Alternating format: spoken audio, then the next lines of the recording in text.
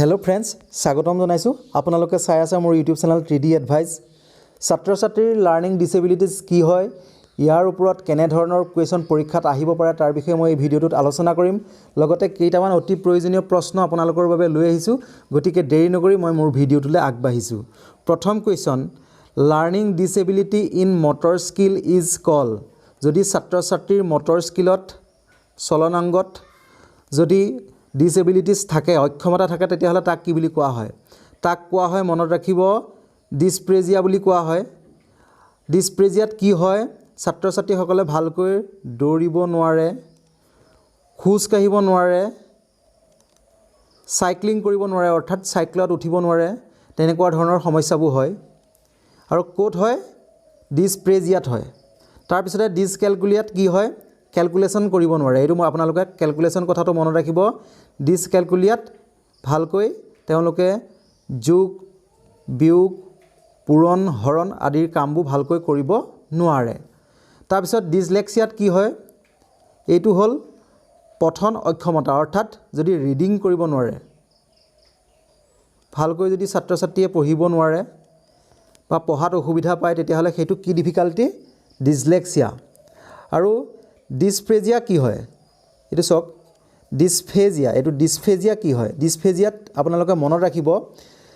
ভাষা বুজিবলৈ অসুবিধা পায় ল্যাঙ্গুৱেজ কম্প্ৰিহেনছনত অসুবিধা হয় কম্প্ৰিহেনছনত অসুবিধা হয় অৰ্থাৎ তেওঁলোকে ভাষা বুজি পাবলৈ অসুবিধা পায় এইখিনতে আপোনালোকে এইটো ডিসলেক্সিয়া অতি প্ৰয়োজনীয় মনত ৰাখিব গতিকেটা মনত ৰাখিব প্ৰয়োজনীয় হয় তাৰ পিছতে মই আপোনালোকক এটা কথা ক'ব বিচাৰিছো সাধাৰণতে ছাত্ৰ ছাত্ৰীবোৰ চাব বি আখৰটো ডি নিচিনা দেখে অৰ্থাৎ তেওঁলোকে বি আৰু ডি টো খেলিমেলি কৰে কেতিয়াবা বি লিখিবলৈ দিলে ডি লিখে ডি লিখিবলৈ দিলে বি লিখে এটো কি অক্ষমতাৰ কাৰণে হয় এটো ছাত্ৰ ছাত্ৰীৰ ডিসলেক্সিয়াৰ কাৰণে হয় মনত ৰাখিব ডিসলেক্সিয়াৰ কাৰণে হয় এই কোৱেশ্চনটো পৰীক্ষাত আহিব পাৰে এনে ধৰণৰ কোৱেশ্চন পৰীক্ষাত আহিব পাৰে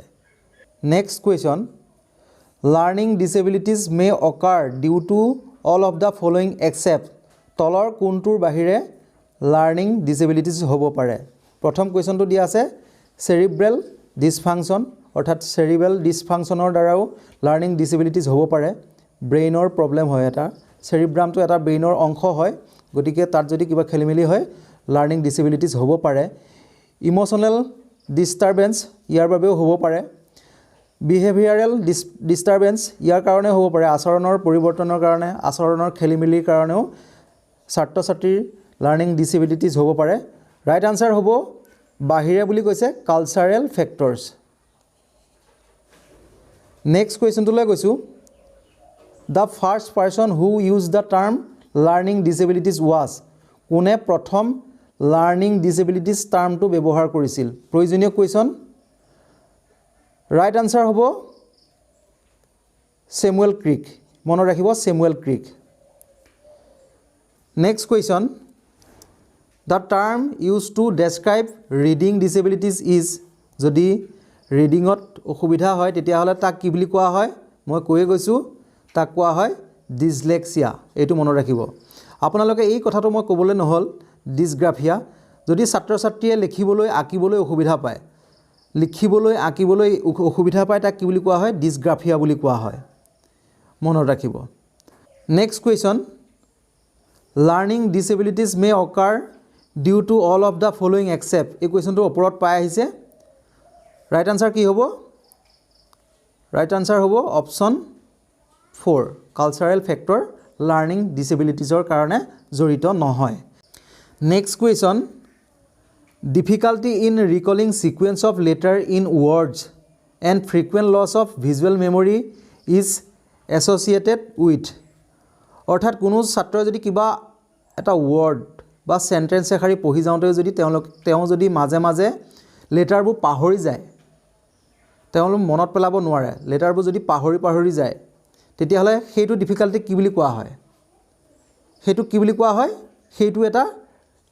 ৰিডিং ডিফিকাল্টি হয় ৰিডিং ডিফিকাল্টি গতিকে ৰিডিং ডিফিকাল্টি কি বুলি কোৱা হয় ডিসলেক্সিয়া বুলি কোৱা হয় মনত ৰাখিব next question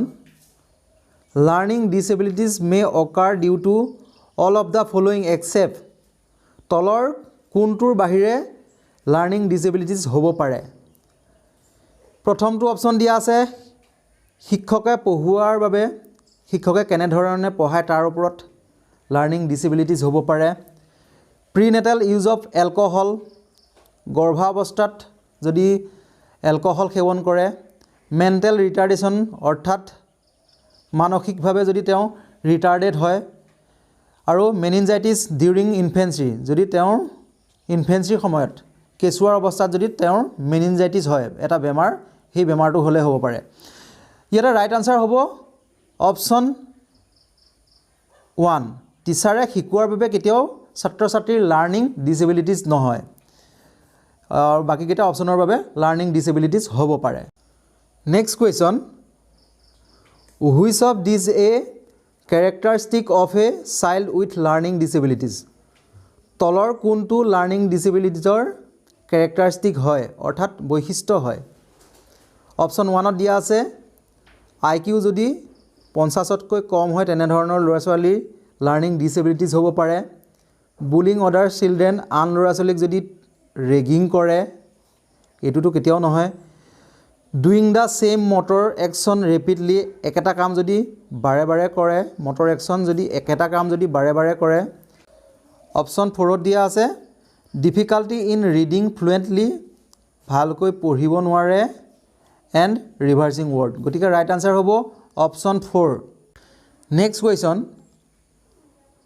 following are the example of developmental disorder except কোনটোৰ বাহিৰে বাকীবোৰ